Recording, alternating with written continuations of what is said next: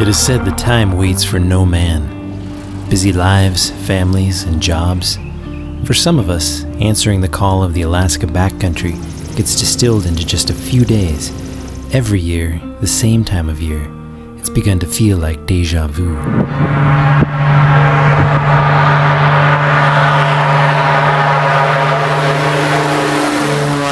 So with barely a week's vacation time, we boarded a flight to Anchorage with no real plan and little more than high hopes for decent flying weather.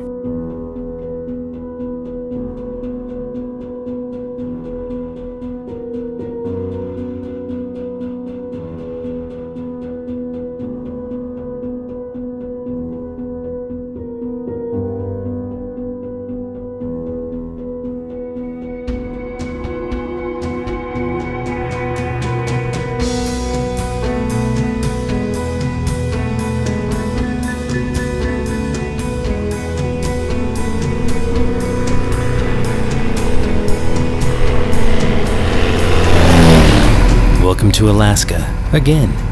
This year we joined some local cub drivers for a session on the popular Knik River bars, fly some Cessnas into the Alaska range, and explore some new places to lose cell signal.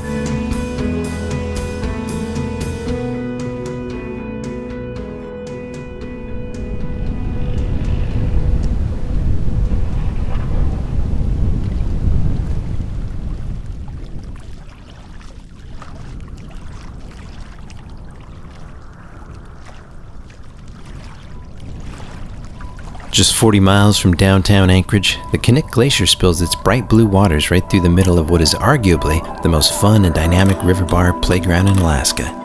And today we learn why. After meeting in the Airframes Alaska parking lot, I joined Ron and his experimental PA-18 High Country Cub, trailed by John and Tom in their SQ-12 Backcountry Super Cubs. These machines are works of art, a mix of modern and ageless bush plane engineering.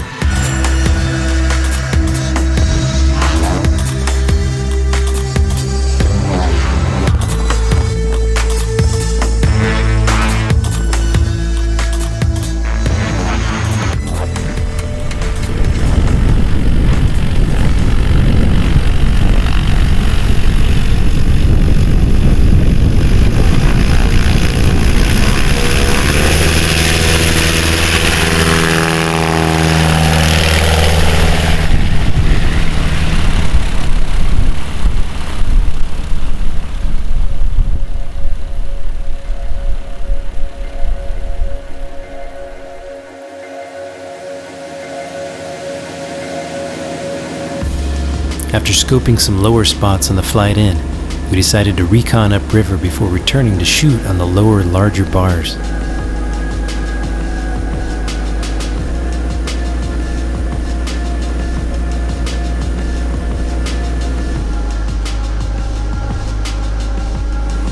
At low level over the Lake George ice and the calving edge of the Knik Glacier, I was reminded of Ron telling me that he only had 20 hours on this engine. I went back to fiddling with my camera.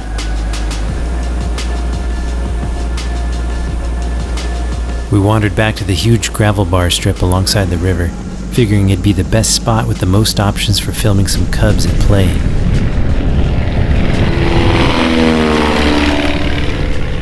Ron set up in the light downriver wind and let down to drop me off.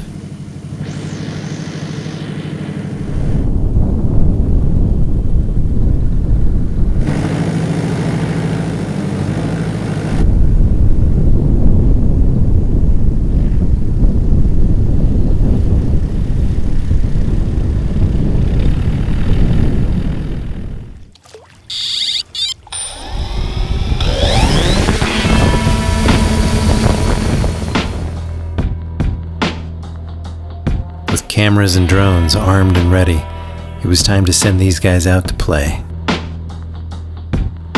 After checking his weight and balance, John Bush lined up first in his stretched 230 horsepower SQ-12.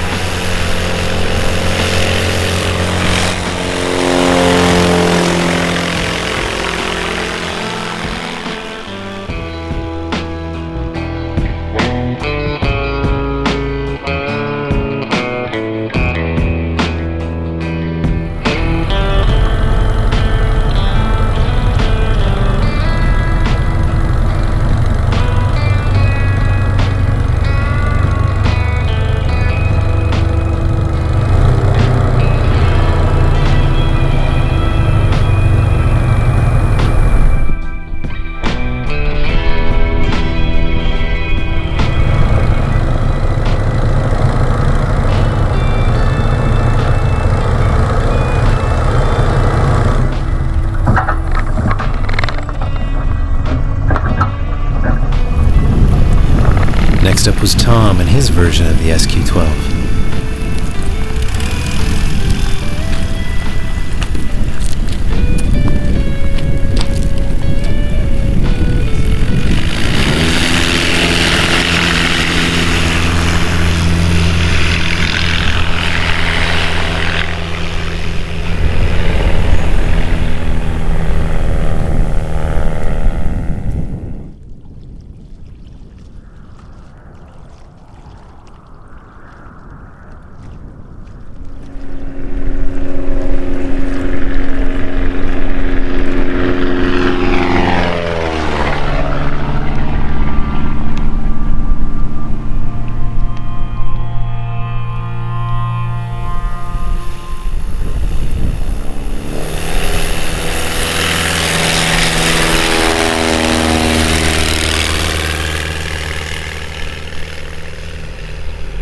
Across the river was a minefield of larger, rockier bars, amidst pools of deeper standing water. The guys took turns splashing in while their huge 35-inch Alaskan Bushwheels soaked up the cantaloupe-sized rocks.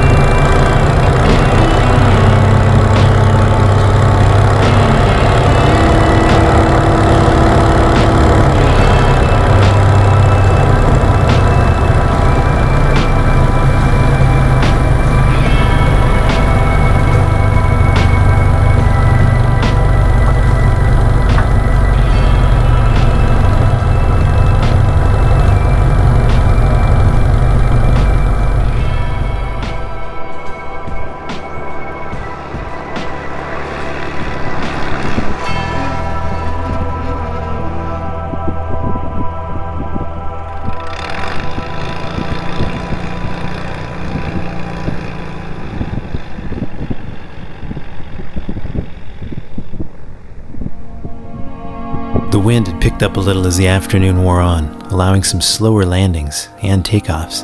When running light and solo, these aircraft and pilots' abilities really amaze. It's like hanging out at the skate park.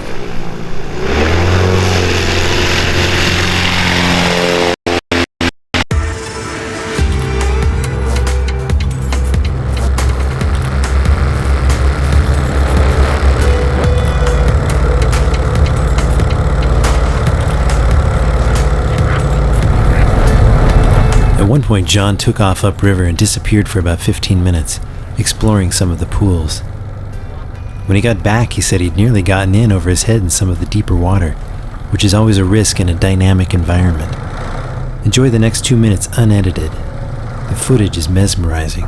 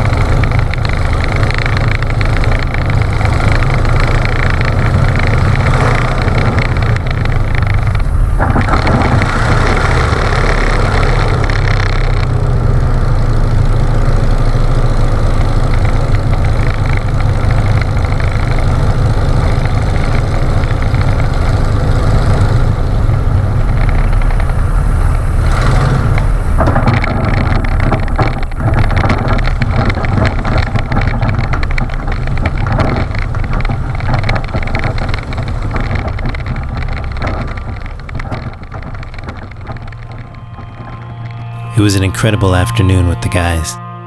The entire Knik River, from the popular picnic strip at the foot of the glacier down to the bridge and the Glen Highway, is a literal playground for any pilot who loves gravel. It's hard to think of a better backyard attraction.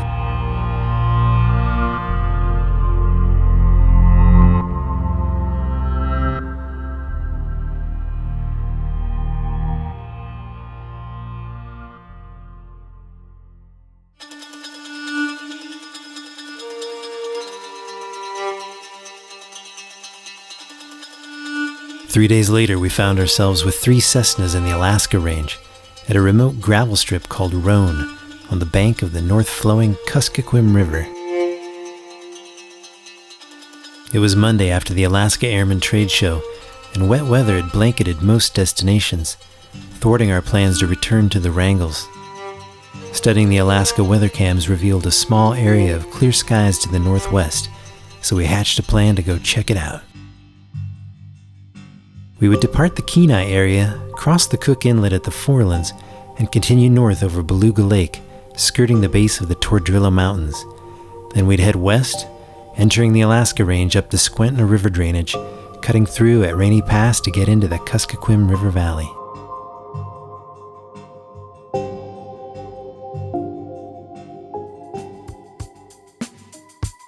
Back at Soldotna, we loaded and fueled the Cessnas, 2 big-engine 170s and a 185.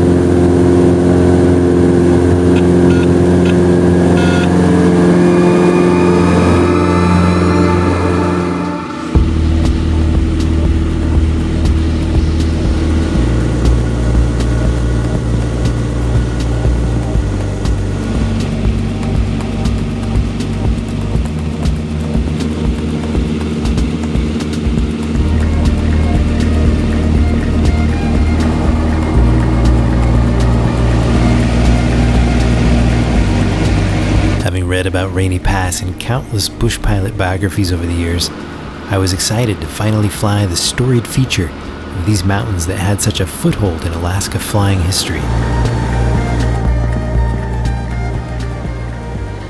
We emerged into the Kuskokwim River Valley and set up an approach to the strip.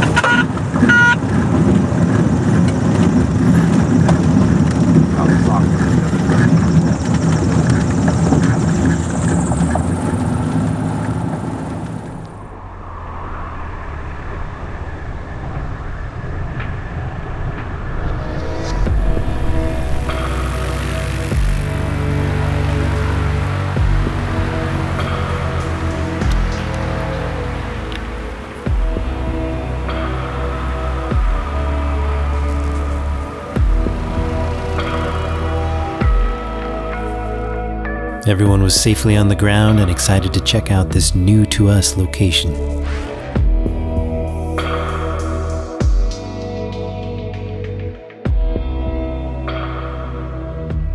Oh, totally. I don't like that. That makes me nervous as shit. We still have no idea what he was talking about.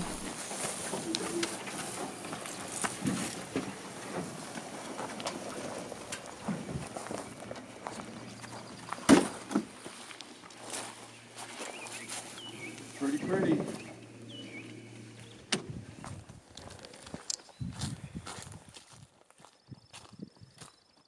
I arrived at the Rome cabin on Monday. It was about 1:30. What do you think, Zane? The sky was a gray blue. My mood was a gray blue. My mood was a gray blue. Built in the 1930s, the Roan Roadhouse cabin is one of the stops along the historic Iditarod Trail. Its single room is steeped in mementos of racist past.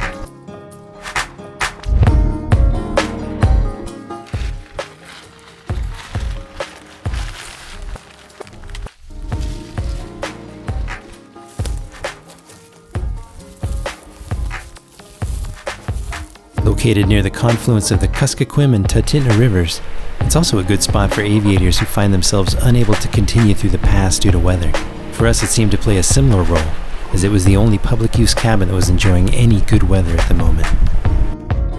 After getting our bearings, we decided it would be a good idea to make sure the airplane still ran well before we got into the beer and cheese.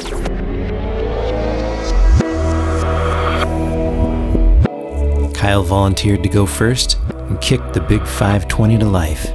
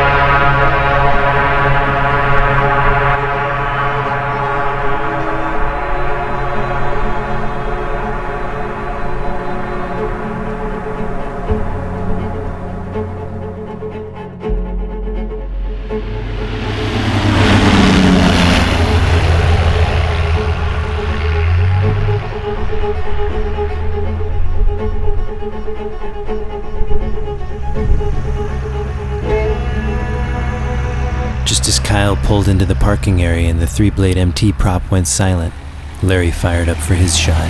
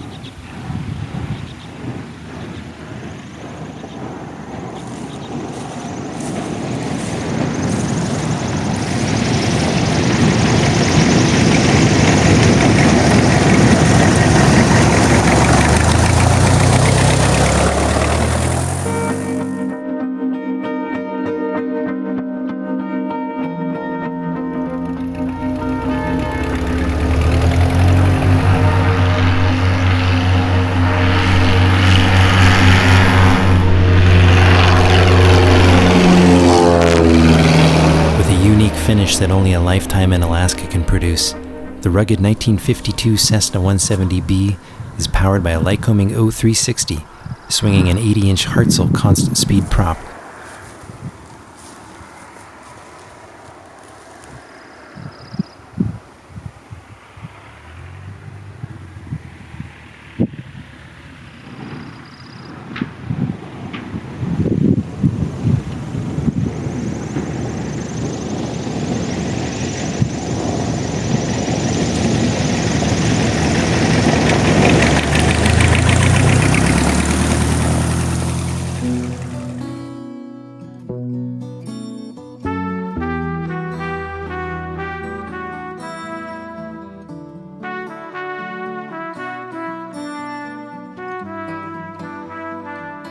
After a fun day flying and shooting, it was time for some well-deserved beer and cheese. Sure, there was some that somebody was building and they did it.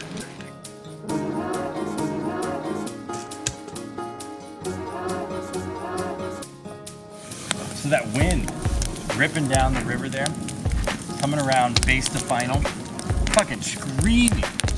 Having to do 140 on short final. You were just to make it. just to make it through the wind. And then you slow, pull that empty prop is just like an air brake. It just stops. You just pull the throttle Well, you back. reached down for the easy flap and that helped everything.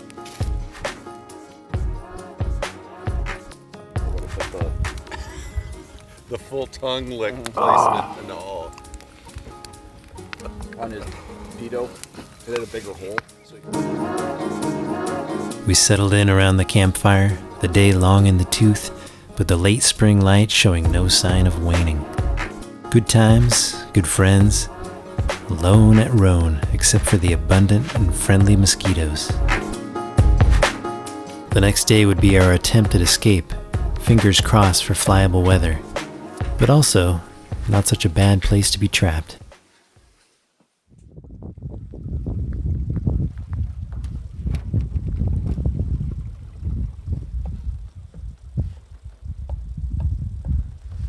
The morning brought some good conditions, but required an alternate route out Ptarmigan Pass. We added the reserve fuel we'd packed and prepared to start up.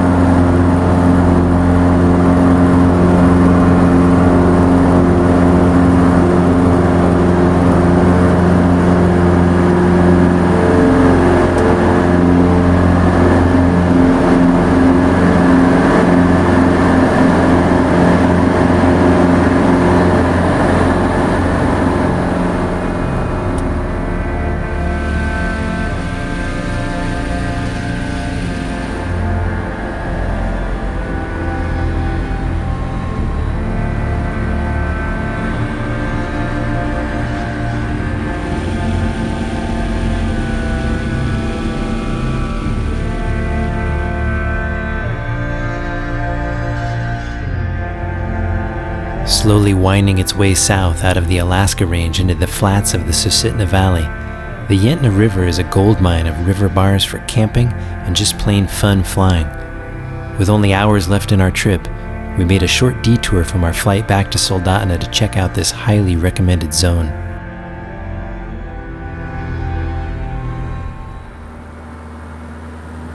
We flew upriver for a few minutes looking for suitable bars, then returned downriver to set up an approach for this massive natural runway and lunch spot.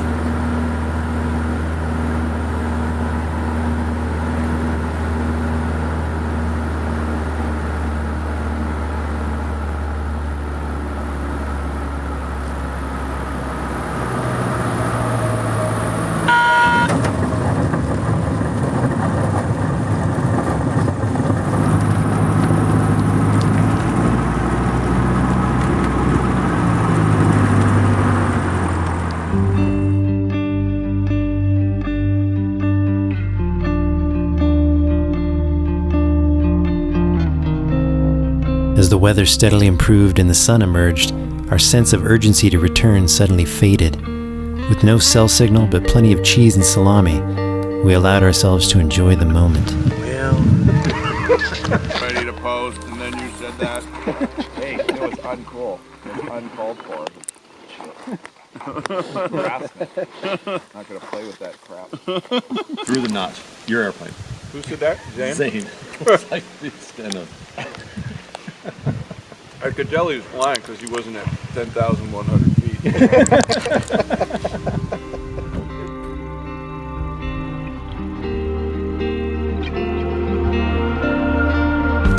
Kyle couldn't handle it for long though.